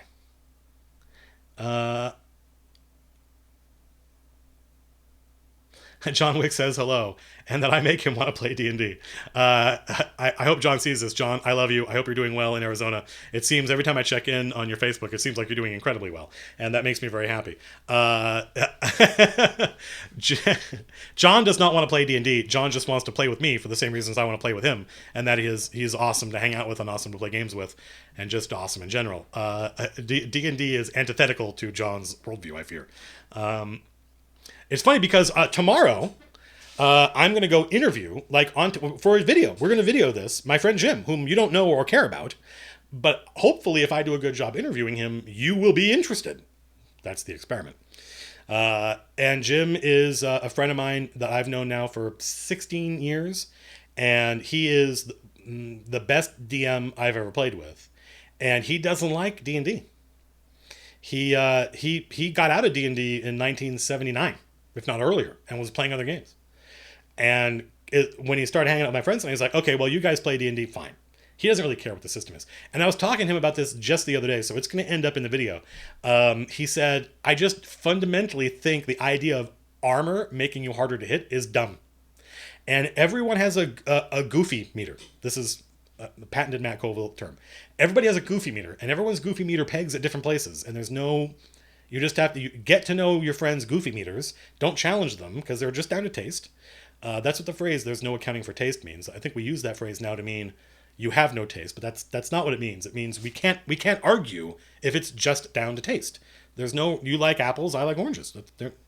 Jim fundamentally does not. He can't take it seriously. He can't take the game seriously because that is such a dumb idea. Also, he played the naval war game that D&D ripped off its armor class rules from. So from Jim's point of view, every time somebody rolls to hit and they look at armor class and how it works, he's like, this is just the Ironsides game that Dave Arneson was playing back in 1972, which he played and thought was a great naval game, but it seems really weird to him that these naval rules are still in D&D 40 years later, the way armor class works.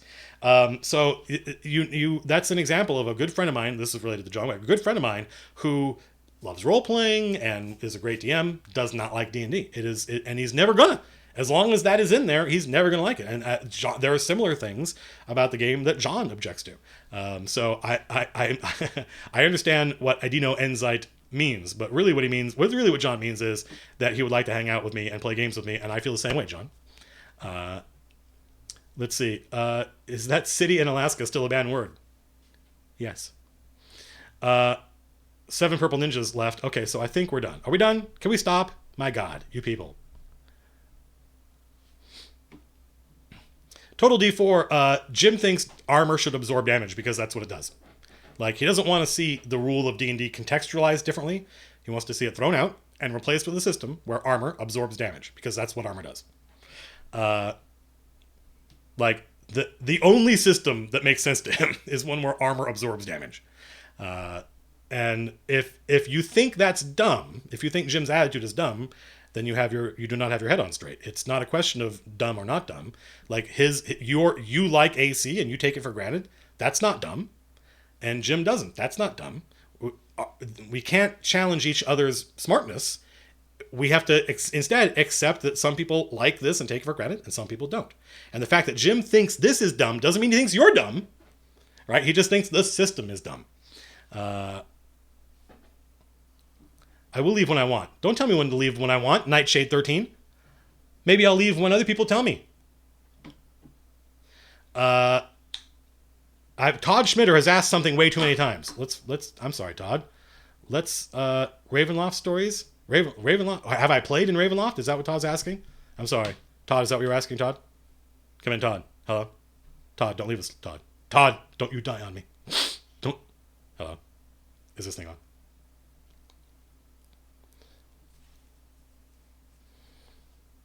H6 Havoc. Unfortunately, you tuned in for the blah blah stream. There's no world building. I think in some cases these streams can be more interesting, but oh, you were just asking about have I ever played Ravenloft? No, I don't think I have. I've never played Ravenloft, and I've never run Ravenloft. Although I really like the Ravenloft, the Curse of Strahd adventure, I would like to run it. So there are, in fact, when I bought Curse of Strahd, I'm thinking about eventually the players are going to have to go after Lady Serial. And I think that in my setting, there is no Count Strahd. I think there's Lady Serial. And I think she's going to end up with her own pocket universe. And I think that's so they may end up fighting instead of Count Strahd, Von Zarevich. I think they may fight Lady Serial, the vampire queen. Do I ever make minigames that use dice and skills to engage players in seemingly mundane things like pub games? Drake Vet, no, I haven't, but I would not be opposed to that. They actually made a game called Infighting, which is now somewhat obscure, which was designed to allow you to play. It's a game you would play in a bar, but using your character stats from D&D, and you could play it just as a game itself. They also made a game called Three Dragon Ante, which my friends and I still play. Infighting, I think we played once and then never played again. I don't remember why. I think we liked it. But stuff like that I think can be neat. Especially if you're doing an urban game, a game set in a city where you spend more time in taverns and gambling and stuff like that, and thieves and the Thieves Guild would be interesting. I've got the Numenera system used as the armor system. I really like Numenera and wish I had a chance to play it.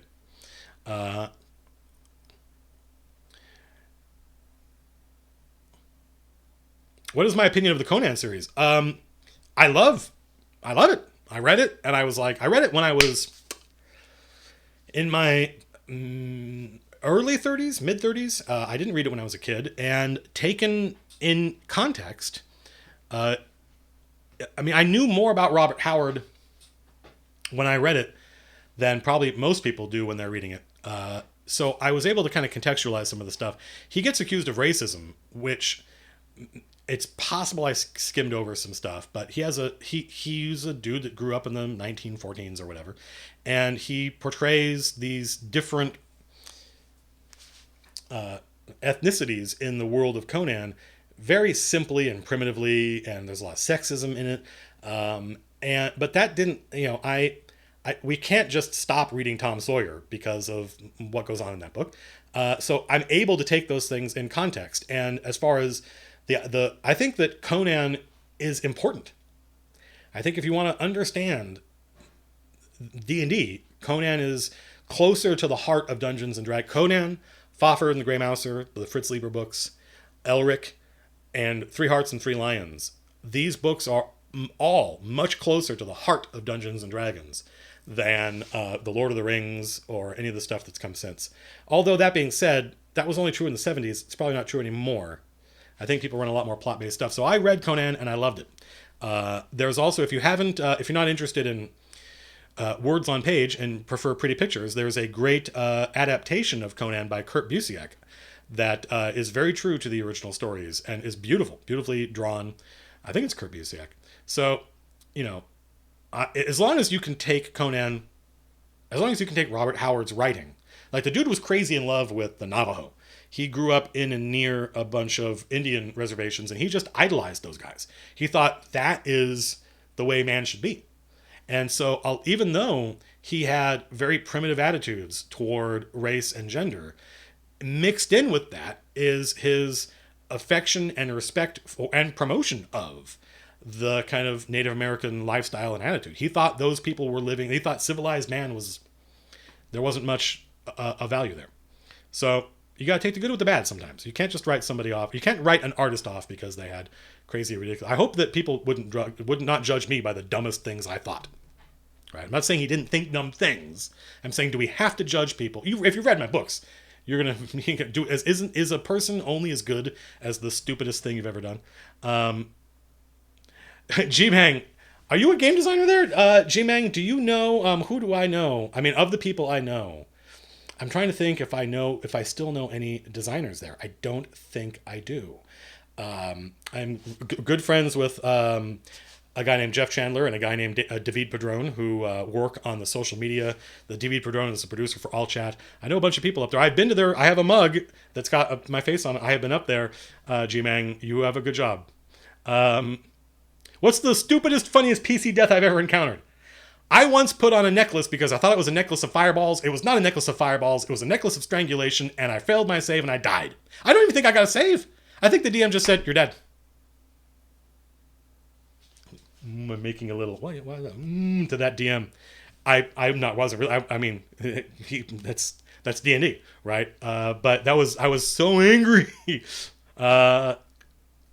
When I put traps in, how creative do I get with them? Realism, well, traps come in different shapes and sizes. Dan Demented. It's like dandelion with a mented at the end. I like both kinds of traps. I like when you come into a room and there are 4 glowing pools. There's a red pool, a green pool, and they're like, oh, what are these pools? Do we drink the water? Do we jump in the pool? I'm like, I don't know. Right? I like that crazy funhouse dungeon style, but I also like realistic traps. Like the Tuesday night group, they were exploring the Moat House, and there was a point where the two damage dealers in the group were also the 2 stealthiest characters. So they were 30 feet ahead of the rest of the group. They were stealthing and sneaking ahead. They had to be ahead of the rest of the group. Otherwise, these loud characters would give these quiet characters away. But they weren't. They were moving quietly, but they weren't searching for traps. I think, they forget. And a portcullis slammed in here. They started a bunch of gnolls attacked them. They damaged some of the gnolls. Some of the gnolls ran away. The gnolls behind them came up. Now the rear rank is now in the front rank. These gnolls run away. They get healed by the shaman, and then they come in this way. There was a passage that they hadn't found, and now the 2 players are separated, and gnolls are coming from either side. That was a trap. There was a pressure plate. There was a portcullis, and just that portcullis. Right? There was no poison gas. There was no dart, no needle trap, no glyph of warding. Just a portcullis.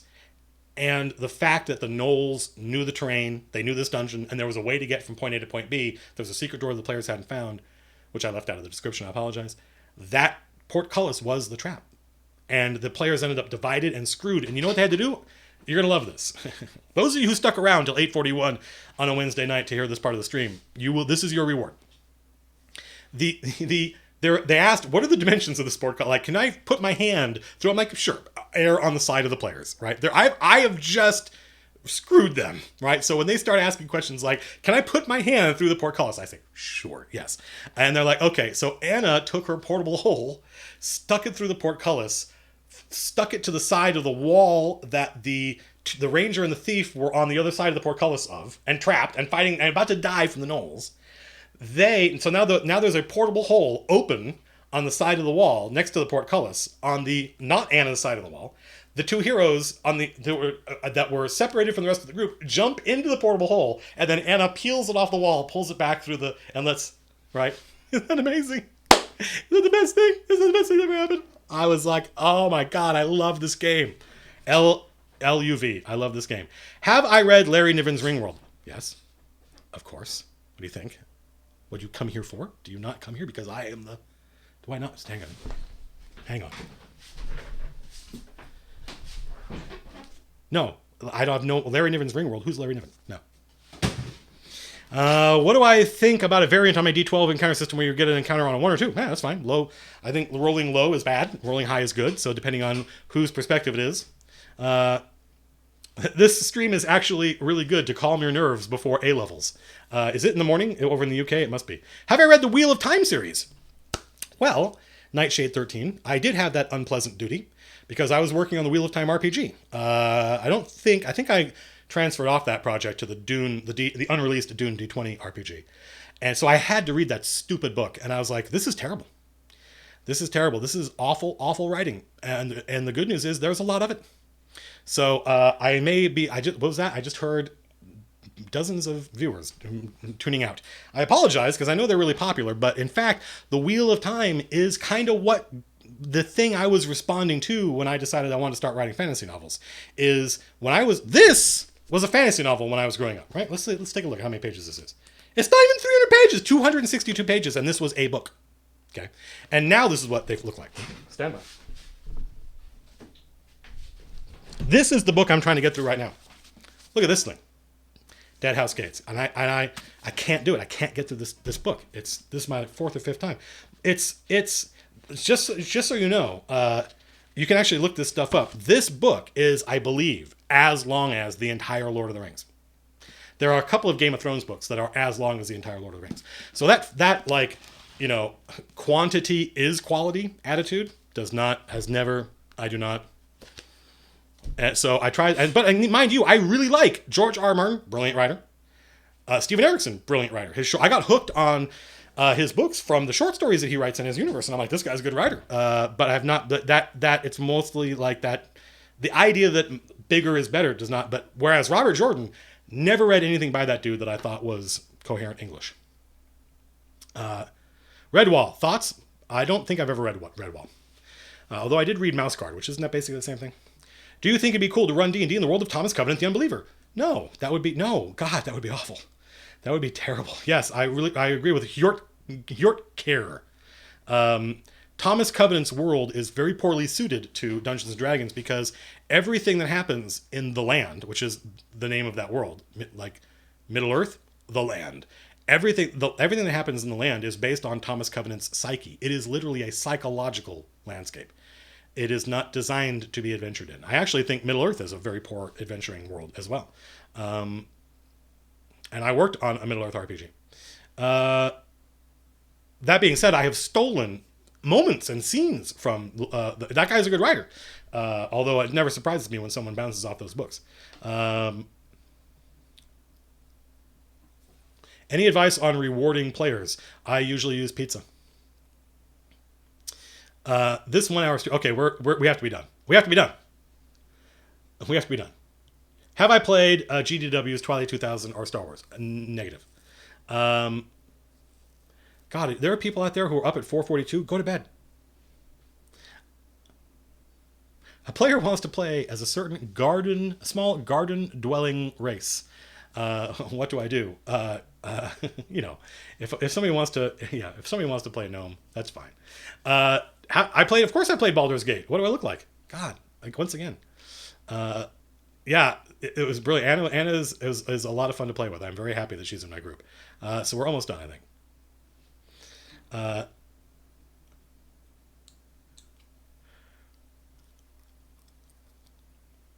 yeah, Deadhouse Gates. I'm making my way through it. That's one of the things I have on my list of things to get done on my vacation. I've bounced off it several times, and I'm going to finish that book. I loved Gardens of the Moon. I loved it. I thought it was great. Um, I was just didn't have it in me when the next book didn't have any of those characters in it. I was like, dude, first of all, there's like 4,000 characters in that first book. And it's like, well, if you like that, here's 8,000 new characters, none of whom were in the first book. I was like, dude, what? Really? No. So I like that guy's writing. I like the Corbel, the Brocolin and Corbel. I don't know how to pronounce those guys' names, but he has his. Stephen Erickson has his own Fritz Lieber pastiche, which I loved. My friend Aaron Contreras, the guy who plays Lord Kenway of Dalrath, he was like, "You will like these books. I just have to." And he was like, "You should read." In fact, some of these are his that he got me, and he just put them on my desk. And it's like, you should read, you should read these. You will like them. And I was like, really? Dude, what, a doorstop? And he was like, okay. And he thought, this is, you can tell your friends. You can tell who your friends are because they think about you and the stuff that you would like instead of just recommending the things that they like. Like, I like this and therefore you must like it. No, it doesn't work that way. Aaron went and then lent me the short stories that Steven Erickson's written, and I loved them. I thought they were awesome. And so that's what hooked me for Gardens of the Moon. I read Gardens of the Moon, loved it, turned all my friends onto it. They were like, why are we reading this George R. R. Martin stuff? Like, this stuff is way better. Like, it became their, like, 4 or 5 friends of mine. It's now their favorite series. Steven Erickson's stuff is probably the best fantasy that no one's ever heard of. Like, it's the best fantasy that hasn't been turned into something. And so I was like, yeah, I feel like I'd done a good job as a friend, turning my friends on this cool thing. And then I went on to book. They all finished the series. I have not been able to get through book 2. Have I played Overwatch yet? Yes. I tried to read Covenant when I was really young, found it too depressing. Yeah, Covenant is not for everybody. Covenant is the Stephen R. Donaldson's Thomas Covenant series is a deliberate attack on everything that people who read fantasy love. So if you're not in the mood for that, then you're not gonna like it. But I like being challenged. Some people read for entertainment. Some people go to books or movies just to be entertained, and then some people want to be entertained and challenged.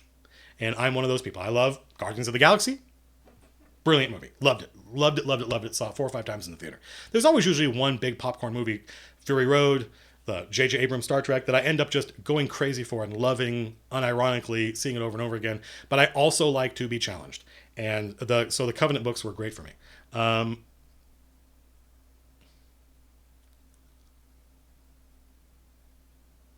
Did I ever see my question about PC classes as bad guys? Yes. What's wrong with that?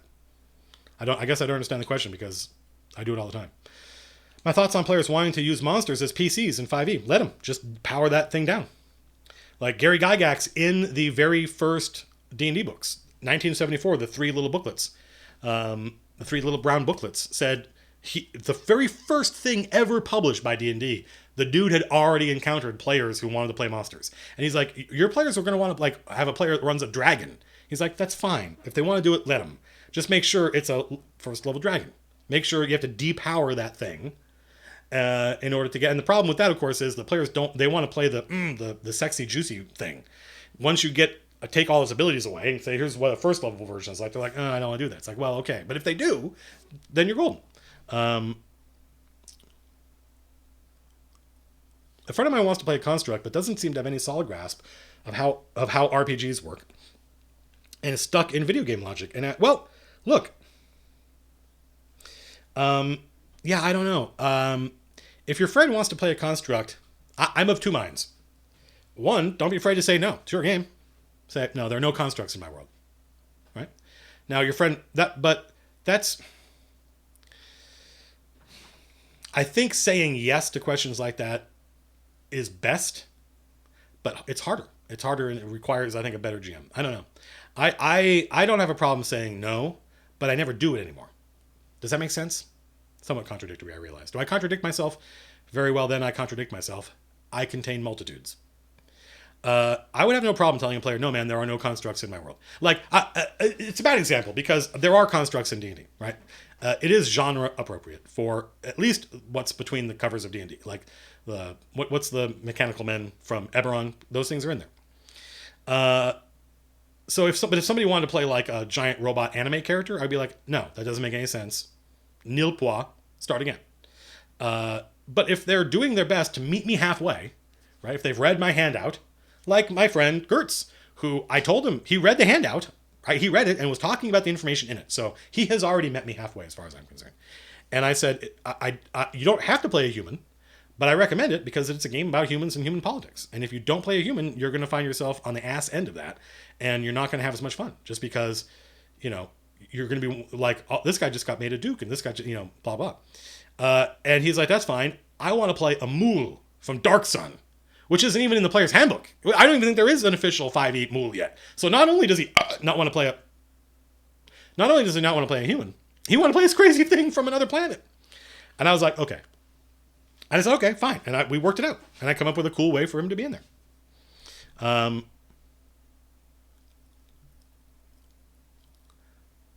couldn't get past the scene at the very beginning of Thomas Covenant. It's funny because one of the things, it's not the very beginning, but it's certainly somewhere in Act 1. Thomas Covenant, the main character, is he sexually assaults a young girl.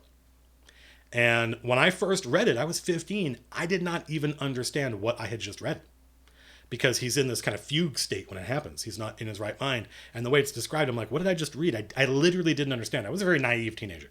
And people bounce off that all the time. And I'm like, yeah, that's it, because it's awful. It is awful. It's terrible. It is a horrible, awful thing that happens. And it's the protagonist who's doing it. Now, since then, one of the things I've noticed is that Thomas Covenant is a lot more popular now because apparently in our culture, that kind of thing is popular. Game of Thrones gets more and more crazy with cutting people's genitals off every season, and the ratings go up. And so I've noticed a kind of re-appreciation of Covenant. But the point of that scene is that dude is, like, in order for him to tell the story he wanted to tell, he had to make his character guilty. So that might not be interesting to you. Why would you go read you want to read a fantasy novel because the hero takes the sword and goes and kills the dragon? Not Thomas Covenant. That is not what that dude does. He does the opposite in every chance he gets. So that it's a book about someone who is deeply, deeply guilty. He did something awful, and he's going to spend the next 3 books paying for it. And if you're not interested in that, if that doesn't sound like an interesting story to you, do not read those books. That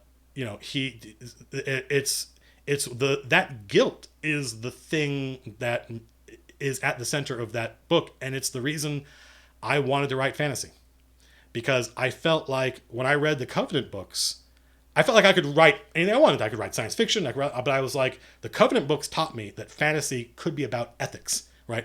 The Lord of the Rings is merely ethical.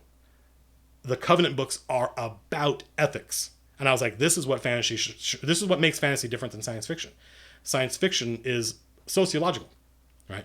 Whereas I think that fantasy can and should be moral and ethical, or be concerned with issues surrounding morality and ethics. And I'm like, that's what I want to do. That's what I want to write about. So yeah, I completely understand when people bounce off that book. I'm never surprised when someone starts reading something like Covenant or even Lord of the Rings and bounce off it, because it's like, these are weird books.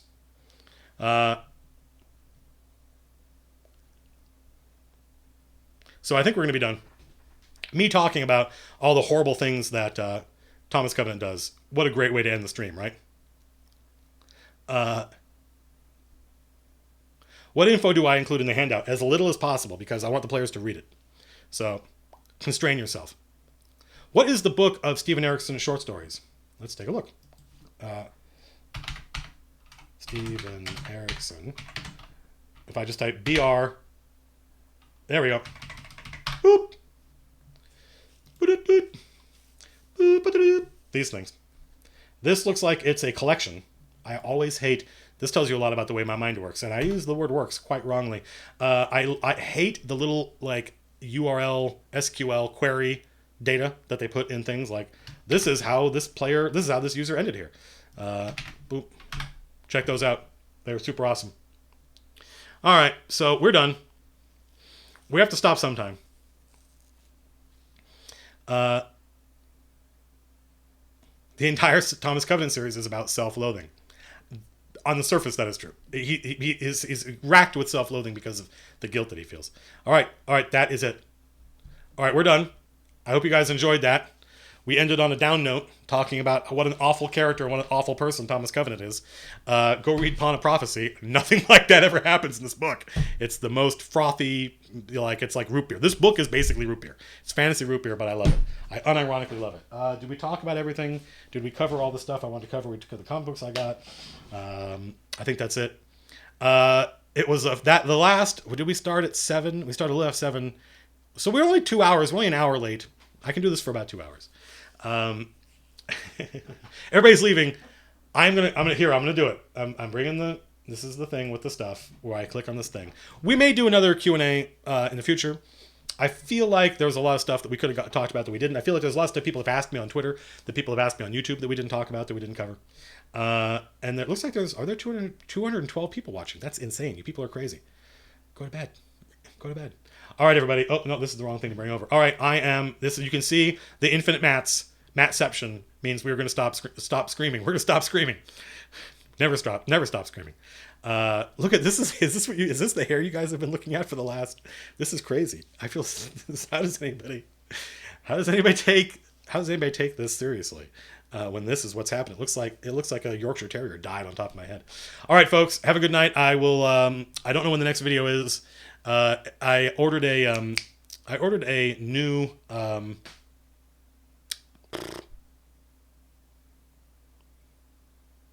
Blink, blink.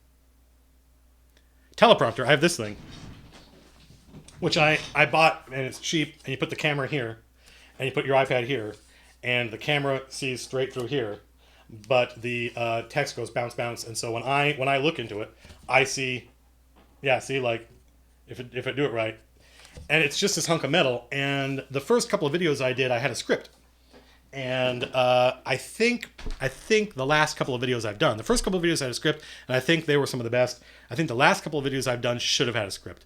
And they were harder to edit, they took longer to record, and so I think I'm going to try. I think the Welcome to D&D episode I do for players, which I'm really looking forward to doing, I think that's going to have a script, and for that I need a teleprompter. And so I've ordered a new teleprompter. It should get here Friday, so we should have a new video Monday. It's probably going to be a while before we get back into the zone of 2 videos a week, because I think the only way I can really do 2 videos a week, I guess this is the second video. Hello, everybody on YouTube. This was the second video. The only way I'm going to be able to do 2 videos a week is the pre-recorded video and the let me tell you about my campaign video. And so that's where the channel stands right now. I'm going to click stop streaming. I'm really going to do it. I'm doing it. Peace out.